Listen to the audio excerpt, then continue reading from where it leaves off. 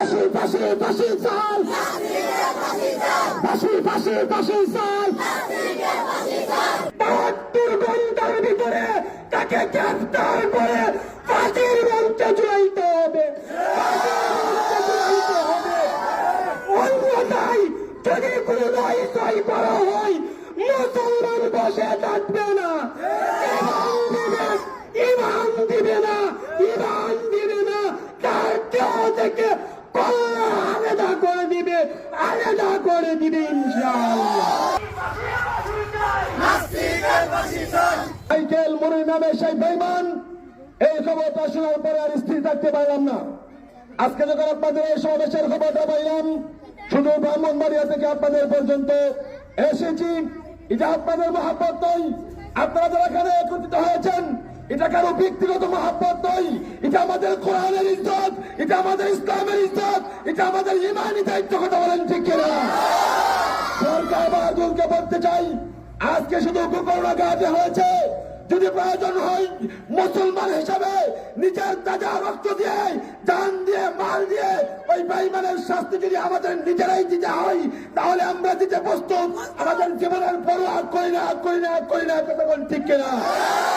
কর্তৃক মনে আল্লাহ আল্লাহ রসুলের সামনে যে কুরুচিপূর্ণ বক্তব্য প্রদান করেছে, এটা শুধু একটা অপরাধ নয়, বরং এটা প্রতিটি মুমিনের হৃদয়ের গভীরে আঘাত করেছে। কথা বলেন ঠিক কিনা? সম্মানিত উপস্থিতি, ইসলামী শরিয়ার আইন হলো, যদি কোন নাস্তিক মুরতাদ কোরআন আল্লাহ আল্লাহ রসুলের শান নিয়ে কুরুক্তি করে, তার একটা ফায়সালা হচ্ছে তরবারি দিয়ে তার দেহ থেকে পড়াটা আলাদা করে দেওয়া। কথা বলেন ঠিক কিনা? সম্মানিত হাজরিন, এই নাস্তিক কুলাঙ্গার মুরতাদদের এই কুরুচিপূর্ণ বক্তব্য টাকাতে গিয়ে যদি এই তাওহীদি জনতা রক্ত দিতে হয় রক্ত দিবে, জীবন দিবে, প্রয়োজনে শাহাদাত বরণ করে আল্লাহ আল্লাহ রাসূলের ইজ্জত সম্মান রক্ষা করেছে। নবীর মাইকেল সে আমাদের রাসূল সাল্লাল্লাহু আলাইহি ওয়াসাল্লাম এবং আমাদের আল্লাহ পাক রব্বুল আলামিনকে নিয়ে যে ভাষায় গালিগালাজ করেছেন, তা আমাদের বলার মতো ভাষা নয়। আমি আপনাদের কাছে একটা বিষয় অবগত করতে চাই। আমরা এই বিষয়টা হওয়ার পরে আমরা প্রশাসনকে অবগত করেছি। সে প্রশাসন বলছে তাকে যে কোনো ভাবে গ্রেফতার করবে, আইনের আওতা আনবে। আজ থেকে 4 থেকে 5 দিন হয়েছে, এখনো তাকে আইনের আওতা হারে নাই। এটা প্রশাসনের ব্যর্থতা।